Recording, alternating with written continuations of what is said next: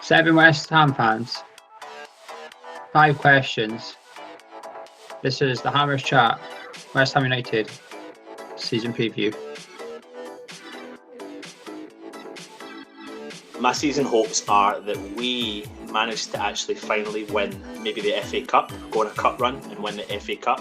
My hopes for the season are really the same as they are every season. I want to win a cup. Win the FA Cup. I'm desperate to win a cup. I see that as a potential priority for the season. I don't care about league position, and by that I don't mean I want us to flirt with relegation. Of course I don't, but I'd be quite happy with a comfortable league position and just to win a cup. A decent league run, of course, and build on what we did last year. I think we've got the strength in the squad to progress forward. My hopes are for the season I would just take the cups seriously. The Bowling Ground deserved a cup, a bit of silverware to send it off. It didn't happen, but the club still deserves it. Most importantly, the fans deserve it. We're ready to win something, whether it's the FA Cup, the Europa League, or even the League Cup. It doesn't matter. This season I want to see us go all out to get a trophy. Mid-table finish with a cup run. My hopes for the season are pretty simple. It all depends on next Thursday night and whether or not we can qualify for Europe. To be fair, if Tottenham didn't have Europa League last year, I think they would have walked the league. I reckon it will kill us at some point, and especially with the African Nations Cup, where we're going to lose key players. I think if we qualify for Europe, our main aim has to be Europe. We've moved to a new stadium and it's all about pushing the club forward, and I think we have to do that on a European level, whether it be obviously Champions League or Europa League. We've seen problems with people like Carlos Bacca trying to come to the club and saying, no, we want a bigger team, we want a team in Europe. I want us next summer to be able to go up to the biggest names in Europe and say, hey, we're here as well, we're another option. And for us to do that, I think we need to get past the group stages in Europe. But if it's not, then we have to look for a high league position or doing well in the FA Cup. My preference would be the FA Cup and finishing what we thought we'd win last year.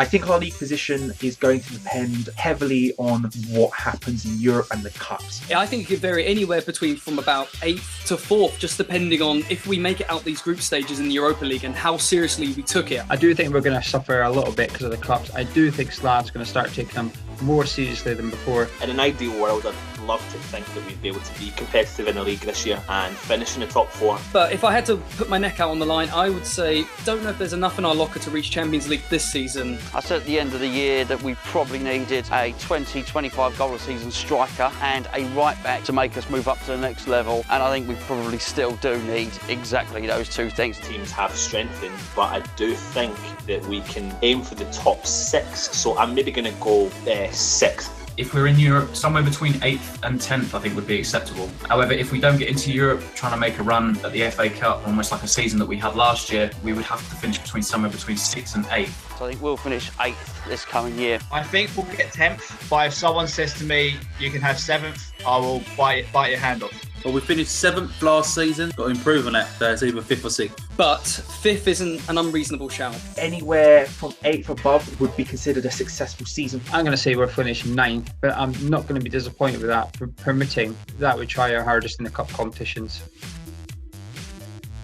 Easy answer to that one. It's got to be Oxford. It has to be Reece Oxford. Reece Oxford. I wasn't sure about this one until the other day when we played Donjale, but it really has to be Reece Oxford. It's his time. With Tompkins going, hopefully he features a bit more, because if it's anything to go by what he did last week, we were in for a good season. He was so calm, collective. He was an old school centre-half who bossed the game about, who could tell the players what to do. You would never have thought that boy was a teenager. I could easily see him playing in League Cup, FA Cup and Europa League games mostly. I don't see him playing that much in the league. He might come off the bench sometimes or replace the defender if we have an injury crisis again. Bilic needs to use him more. I think he will use him more. I think it's going to be the incentive he needs to stay at the club and not cast envious glances elsewhere. I think the other fellas that we've signed this summer who are also young have probably got a little bit to go. Reece Oxford, however, looks like he can contribute straight away, and he's really given Slaven some selection difficulties this season. We're really looking forward to seeing Reece Oxford. In regards to the young players, I feel as though the one I'm most looking forward to seeing is actually Ashley Fletcher in action. I mean, we heard he had rave reviews from Manchester United fans saying he was pretty much in Marcus Rashford's place in the pecking order. Sent on loan to Barnsley, did fantastic, and I think he's got a really good presence about him. You know, I feel as though if he can latch onto the service from our wingers and attacking midfielders, I think he's really going to thrive. Yeah, again, it's Samuelson, obviously, because he's come, he's been with us a little while now.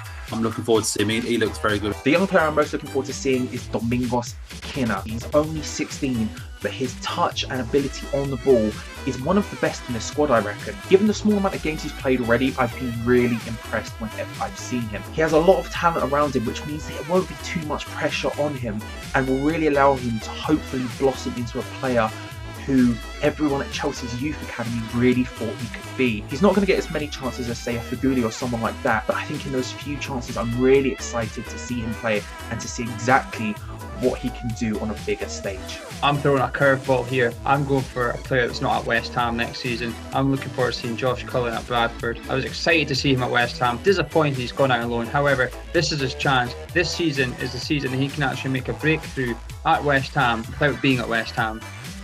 In terms of the new players that have come in, it's Feghouli that really excites me most. He's got such creativity. I mean, he did it out in La Liga for 4 years. I think there's a position for either him or Tor in the squad, and I think Feghouli personally is a lot more better. He's got end product. I think he's going to enjoy playing with Lanzini and particularly Payet. He might just be a cut above the other guys. To be honest with you, we need someone that can take a decent corner, and he looks like he can. That's quite a good reason, because obviously we've got the big man up top. And I think Andy Carroll is going to enjoy getting on the end of his crosses. The service that he could give on the right-hand side to Carroll will be phenomenal. And we've seen from this pre-season he's probably been our standout player. And when he gets into that full swing of being with the proper first team and playing with everybody else, I think he's going to stand out. I see maybe Ayew and Nordveit running him close. I'm going to go with Nordveit. He's a defensive midfielder, a lot in the sort of mould I've wanted Alex Song to be. He has a really good range of passing, but he's also incredibly solid at the back. I think we've just really been crying out for a traditional defensive midfielder. When we go with a formation with 3 defensive midfielders, he will be the holding one, and he's been superb at that role. He's silky on the ball, he can control it, he can pass it forward,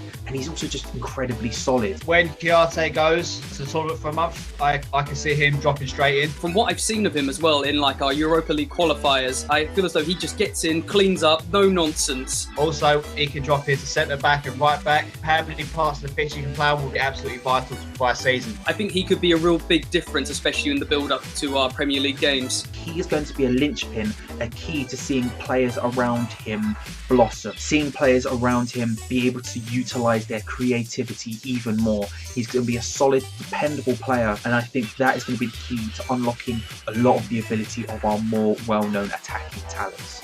The signing I think will have the biggest impact this year is Andre Ayew. He can play anywhere along that front four. I think he can be used up front. I actually think he's going to be a really, really good striker for us. He's strong, he's powerful, he's good in the air, he's got some left foot on him, he's quick.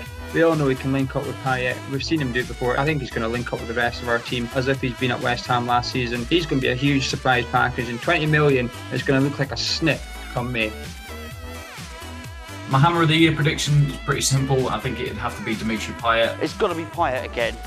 It's got to be Payet. I don't honestly think that anybody else could win it if he performs to the level that he did last year. He's a world-class player. He's the one player that every other club which they did have. He proved that last year, and I think he'll prove it again next year. If he was 25, 26, 27, he'd have been gone by now. So Payet is going to be Hammer of the Year. If it wasn't for Payet last year, he would have absolutely walked it. I'm going to go with Antonio. If he gets put back into the wing position, I think he'll get us more than 10 goals just in the league, and he'll score quite a few in the Europa League. And especially if he's going to be put right back sometimes, well, his adaptation is going to be key for certain games. So I believe it'll be him. This season will be the season of Cheku Chiarte. I've been critical of his final product. Sometimes I think he doesn't use the ball as well as he could, but he has that unstoppable nature about him. He's big, he's strong, and he's relatively quick as well. Now that we're bringing in some more defensive midfielder reinforcements, I think he's going to have more license to roam. He's going to get here, there, and everywhere. You can see he bombs up and down that pitch all day. And then by the end of the season, what I'm hoping for is to see a Czech Chiarte who is just this juggernaut of a player who no one in the Premier League can stop. I think we're going to really see him come on strong this season. I'm going to be very bold and obviously say another new signing. I'm going to go Feghouli.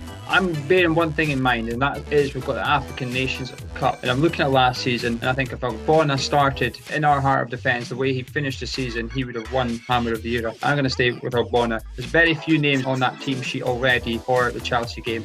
He is one of them. The signing of Ayew is a shrewd bit of business. I think he's going to be so effective this year. His ability to play with the link up to the striker or even as a striker within our team, he will grow as a player, add more goals and assists, and I'm really thinking he might progress and become a new legend in the club. So I think Andre Ayew.